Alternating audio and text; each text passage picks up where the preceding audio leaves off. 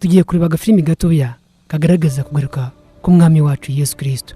Ni filimi igereranywa cyangwa yerekana uko bizaba bimeze ubwo umwami Yesu azagaruka aje kujyana itorero ryiwe. Ntabwo ari uko bizaba bimeze n'ikigereranyo, kuko uko bizaba bimeze nta n'umwe uzi ukuntu uwo munsi uzaba umeze. Impanda iravuze, ni umunsi wo gusarura.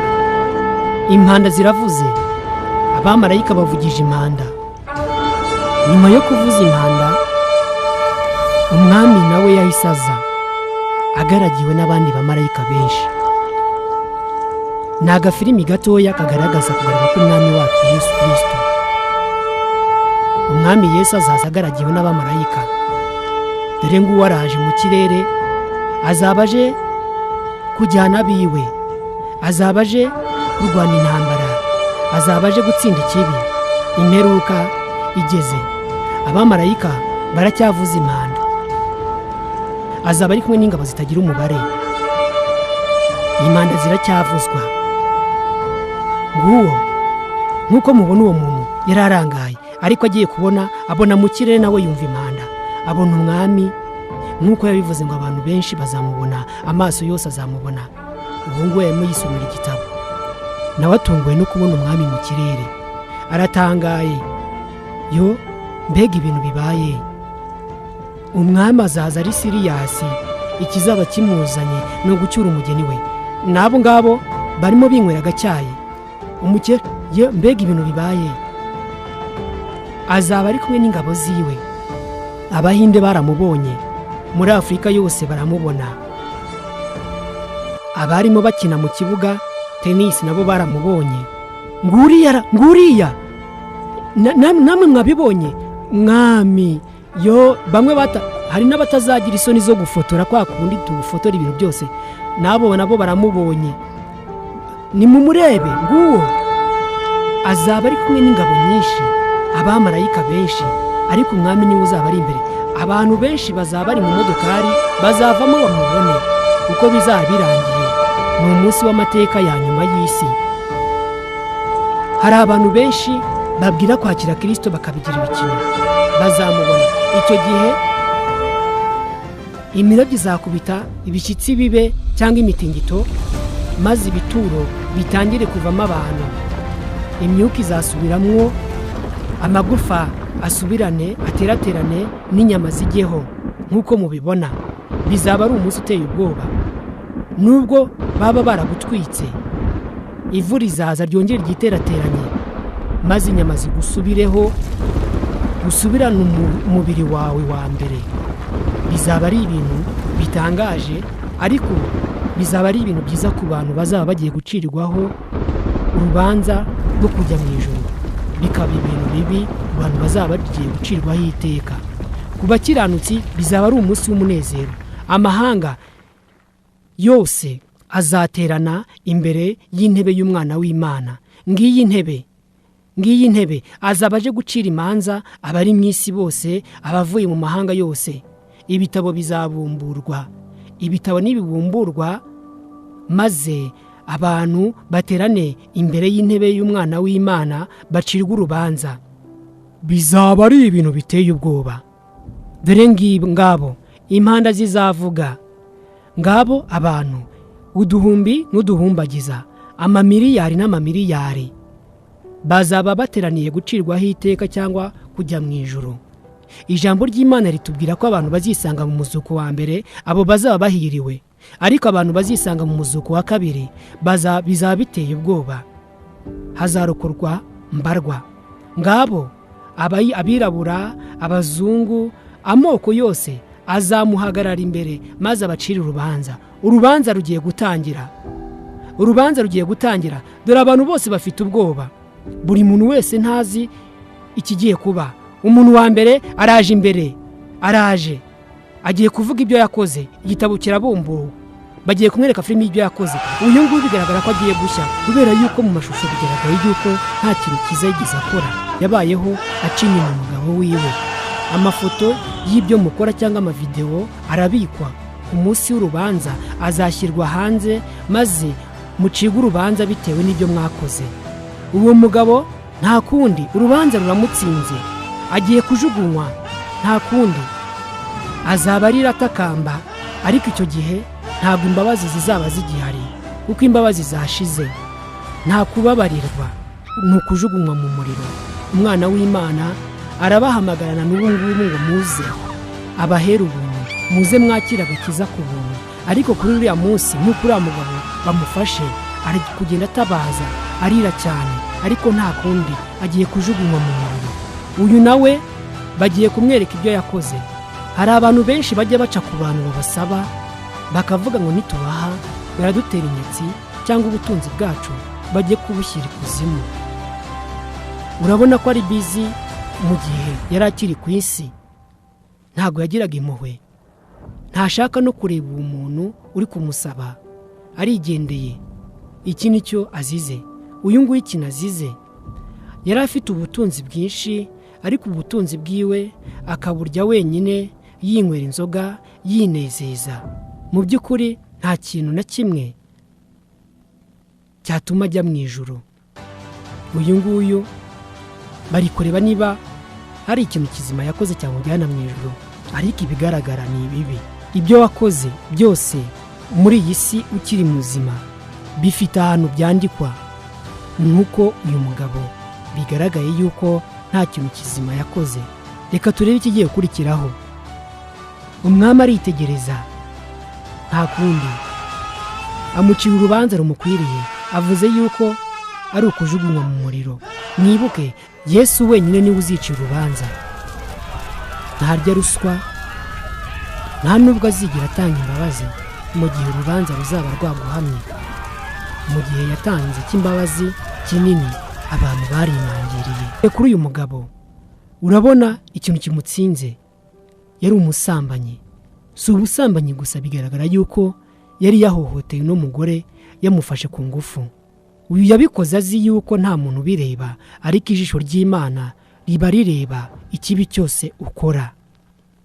Amaze kwambara arumva ko nta kibazo. Uyu mugore nawe ari kurira, ariko nk'uko bigaragara mu ijuru bari kodinze cyangwa bafashe amashusho y'ibyo yakoze. Inyuma murabona abantu bahari, nabo bategerejwe gucirwaho iteka cyangwa gucirwa urubanza cyangwa kujya mu ijuru. Birababaje cyane kubona abantu muri iyi minsi babyirirwa kwakira umwami Yesu no gukurikira inzira ziwe ndetse no kubaha amategeko yiwe bakinangira. Ku munsi w'urubanza ndababwira yuko ibi ngibi ni ikigereranyo. Uko bizaba bimeze bizaba birenze uko mubibona uku nguku. Uyu mubyeyi nawe agiye gucirwa urubanza, aho ni mu ijuru. Uyu mubyeyi bigaragara yuko yajyaga aca inyuma umugabo wiwe, nta kintu yarabyitayeho. Hari abantu benshi bajya baca abafasha babo inyuma, bakikorera ibyo bashaka bitewe n'uko baba bashaka kwimara irari ry'imibiri yabo. Ibi bintu mukora muzabibazwa. Reba ikigiye kuba kuri uyu mubyeyi. Nta kindi, urubanza ruramutsinze, agiye kujugunywa mu nyanja y'umuriro. Hari abantu benshi bajya bavuga yuko inyanja y'umuriro itazabaho. Murishuka cyane, kuko burya nta kintu na kimwe cyavuzwe n'ijambo ry'Imana cyangwa cyavuye mu kanwa k'Imana kizaba imfabusa. Muribuka ku bwa Nowa. Nowa Imana yaramubwiye ngo genda ubaze inkuge, maze ayibaza imyaka 120. Imana iramubwira ngo genda uburire abantu, maze baze bajye muri iyo nkuge kugira ngo umwuzure utabatwara. Abantu benshi barinangiye. Nyuma yo kwinangira, Nowa yaragiye arafunga inkuge akurikije iby'Imana yari yamubwiye. Imana imufungira urugi. Nyuma yo gufunga, imvura yaraguye, abantu bararimbutse bazize kutamenya no gupima. Uyu muntu nawe rero nta kindi, ajugunywe mu nyanja yaka umuriro. Dukurikiyeho uno mugabo nawe agiye kwerekwa ibyo yakoze. Uyu nguyu ikimutsinze nuko yaryaga ruswa. Yaryaga ruswa. Ruswa zikunda kuribwa ahantu hatandukanye, cyane cyane mu manza. Abantu bakunda kurenganya abandi, abacamanza bariye ruswa kugira ngo bagerekeho ibyaha abantu batagize icyo bakora, inzirakarengane. Uyu nguyu ikimutsinze nuko yariye ruswa y'amafaranga, mu gihe uwayimuhaye yararimo arenganya undi. Uyu nguyu nicyo kimutsinze. Amavideo aragaragara. Ibyo mukora hano ku isi bizagaragarira mu ijuru. Amavideo arafatwa. Dore amasezerano barayahanye. Nawe urubanza rugize gute? Ruramutsinze. Bivuze ko aciriwe iteka. Haje undi nawe uyu nguyu ikintu azize no gusenga ibigirwamana.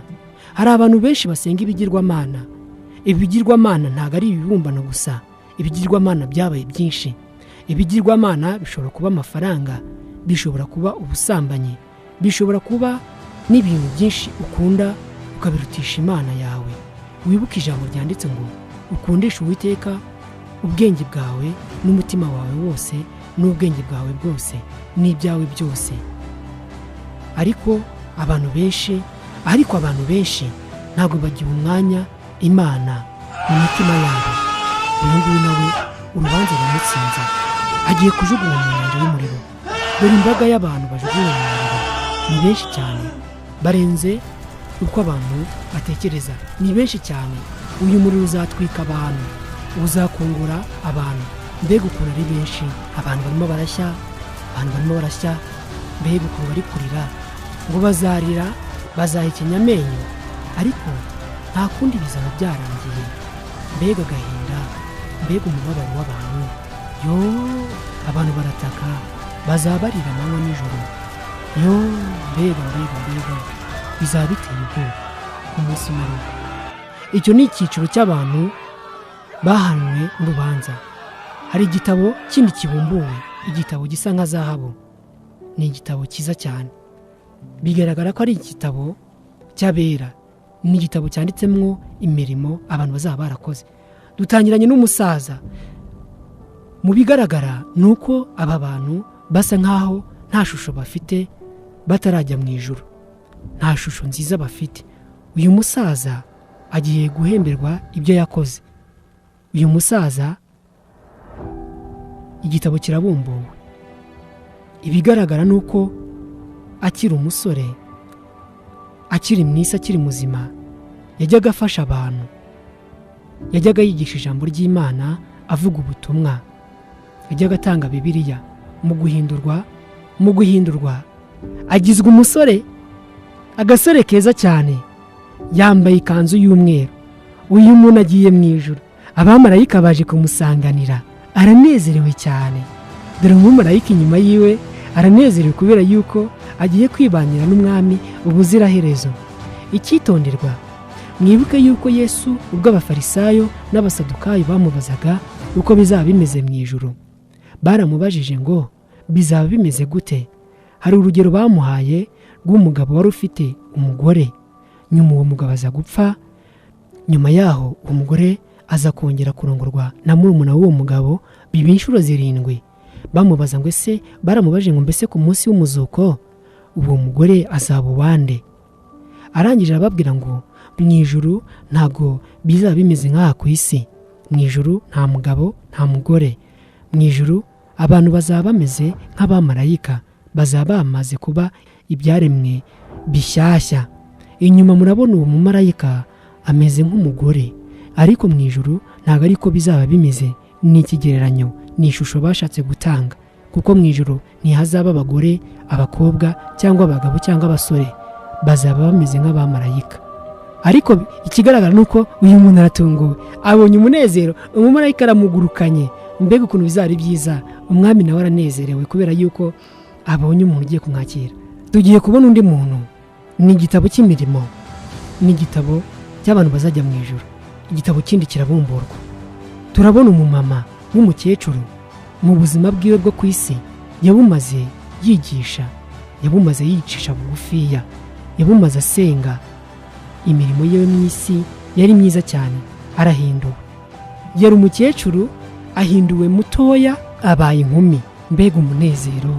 Mu bigaragara ku isi yari umuntu uciriritse, yari umuntu w'umukene, yari umuntu utakumvwa. Ariko aho yageze hose yamamaza ubutumwa bwiza, bwarakiriwe. Imirimo yiwe yaranditswe. Mu ijuru aragororewe, arahinduwe. Urabona ko ahinduye icyaremwe gishyashya. Agiye kwibanira n'umwami ubuziraherezo, akaramata. kuko imirimo yiwe dore marayika aje kumusanganira aragurutse. Mbega ukuntu ari byiza, umwami aranezerewe.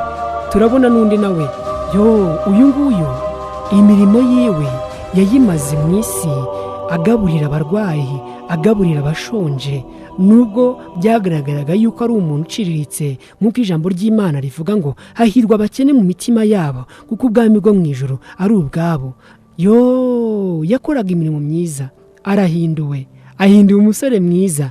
Yabikoze ari umusaza ariko ahinduye umusore mwiza, umumarayika. Abamarayika baje kumusanganira, nawe aragurutse. Mbega ukuntu bizaba ari byiza. Ikindi gitabo nacyo kirabumbuwe, n'imirimo iracyakomeje. Igitabo cy'imirimo kiracyabumburwa. Turabona undi musore, turabona n'undi muntu hano, imirimo iracyakomeje, baracyasoma. Hano turabona umukobwa yumvise inkuru nziza y'umwami Yesu, arangije ava mu byaha, aricuza, umutima we urameneka, maze yakira Kristo nk'umukiza, maze arahinduka.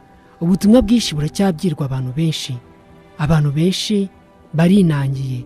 Nyamara uyu nguyu we yabwirijwe ubutumwa, amaze kubwirizwa arahinduka, ahindukirira umwami wiwe, yemera kureka ibibi yari arimo. Dore ku munsi w'umuzuko arahindutse, nawe ahindutse icyaremwe gishya, yambaye umubiri wa Kristo, yambaye ubwiza bw'Imana. Imirimo iracyasomwa hano. Uyu nawe arapfukamye, yari umusore wagendaga abwiriza ubutumwa bwiza. Hari abantu benshi bajya babwiriza ubutumwa, abantu benshi bakabatera amabuye cyangwa bakabanena, bakabasebya, ariko uyu nguyu yahowe n'ubutumwa bwiza, arakubitwa kugeza aho yabirenganirijwe. Ariko ku munsi w'umuzuko arahembwe, nawe ahindutse umumarayika, aragurutse. Mbega ukuntu bizaba ari umunezero, bizaba ari byiza, bizaba ari umunezero utagira ukusa, bizaba ari ibyishimo byinshi cyane. Haleluya! Uyu munsi ndawukwifurije kugira ngo nawe uzawubone. Dore ba bantu bamaze guhindurwa, mbega ukuntu banezerewe, barishimye, banezerewe, bagiye gusanganira abandi nabo basanzwe ba mu ijuru. Dore bagiye guhura, bizaba ari umunezero, bazaba bari kumwe n'Imana ubuziraherezo, bazaba baseka, umubabaro ntuzongere kubaho ukundi. Imana izabaremera ijuru rishya n'isi nshya. Dore amazu bagiye kubamwo ni amazu meza cyane. Mwibuke ijambo ry'Imana riri muri Yohana ibice 14 umurongo wa 1. Yesu ubwo yabwiraga abigishwa biwe, arababwira ati nimuhumure, ngiye kwa Data, kandi aho nzaba namwe niho muzaba. Mu rugo kwa Data hari amazu menshi, dore ya mazu naya. Ibi ni ibigereranyo twavuga ko ibi ari fake. Ayo mazu arenza aya ngaya mubona. Azaba ari amazu meza cyane, azaba ari amazu atatseho izahabu, dore aho bazahora basingiriza umwami. Urwo ni urusengero rwera, ni imbaga y'abantu benshi, bazaba ari abantu batagira umumaro, baturutse mu mahanga yose y'isi. Bizaba ari umunezero utarigeze kubaho. Abantu bazishima, abantu bazaba muri paradizo y'Imana, bazaba babana n'inyamaswa, bazaba barya imbuto z'ubwoko bwose, bazaba banezerewe, bazaba baguruka. Gravite y'isi ntizaba ikibafiteho ububasha. Bizaba ari umunezero, abantu bazabaho mu munezero udasanzwe. Inyamaswa zizabana n'abantu, inyamaswa ntabwo zizaba zikibarya. Ihene zizaba zibana n'ingwe, ariko byose ni iby'Imana izaba yararemye bushyashya. Ikindi gitangaje cyavuzwe, abantu bazaba mu munezero w'iteka ryose. Dore isi izaba yabaye nshyashya, nta muvumo, nta kurira, nta gahinda. Ibya kera bizaba byose byashize, Imana ari mu bihe bishyashya.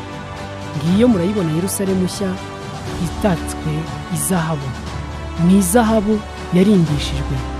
Dore ngiyo, dore mo imbere, dore abamarayika, dore mbega ukuntu bizaba ari byiza. Dore mbega umunezero ni ishusho itagira uko isa. Dore amazu, amazu yubakishijwe izahabu. Nta kubabara kuzongera kubaho, nta kurira kuzongera kubaho. abantu bazanezerwa by'iteka ryose. Ndakwinginze wowe utarakizwa wakire Kristo ubu ngubu. Dore ya soko y'amazi y'ubugingo ituruka ku giti cy'ubugingo. Dore bya biti ukuntu bizaba bimeze, ni ibiti byera amoko 12 y'imbuto uko ukwezi gutashye. Dore amakamba ategerejwe abantu bazaba baratsinze. Mwibuke haranditse unesha nzamuha kwambara ikamba ry'ubugingo, unesha nzamuha kurya ku mbuto z'ubugingo. Dore cya giti cy'ubugingo ngicyo ni mu kirebe. Iki ngiki ni ikigereranyo. Ikindi cyo kizaba gifite ubwiza bwihariye. Ni igiti kizaba cyera amoko 12 buri uko ukwezi gutashye. Tuzaba tuvirwa n'umucyo w'Uwiteka. Ubwiza bw'Uwiteka nibwo buzaba bumurikira abantu. Ntabwo izuba cyangwa ukwezi kuzongera kubaho. Ubwiza bw'Imana buzaba bumurikira abantu bayo. Hahirwa umuntu uzisanga mu gitabo cy'ubugingo. Uyu munsi nturagera ariko uri hafi. Wowe utarakira agakiza urahamagarwa uyu munsi kugira ngo uze wakire Yesu Kristo kugira ngo umunsi w'umunezero nawe uzawubemo. Abakurikiye Yesu barushaho kugira umubare mwinshi, ariko abakora ibyo ashaka barushaho kuba bakeya, kubera ko irembo rifunganye ari inzira ijyana abantu mu bugingo buhoraho. Urahamagarwa wowe wumvise aya magambo uyu munsi, ngwino wakire Kristo kugira ngo ibyawe bizagende neza. Akira agakiza k'Imana. Yesu ahagaze ku rugi arakomanga. Niwumva ijwi ryiwe yinjire muri wowe kugira ngo umunsi w'amateka utazakorwa n'isoni. Ndaguhamagarira kugira ngo kano kavideo uzagasangiza abandi numara kukareba. Turabashimiye, nimukomeze mugire amahoro y'Imana. Ubuntu bw'Imana bukomeze kubana nawe. Umunsi w'amateka ntituzakorwe n'isoni, ahubwo tuzazukire gusanganira umwami, tubane nawe iteka ryose. Turabakunda. Shalom shalom. Bye.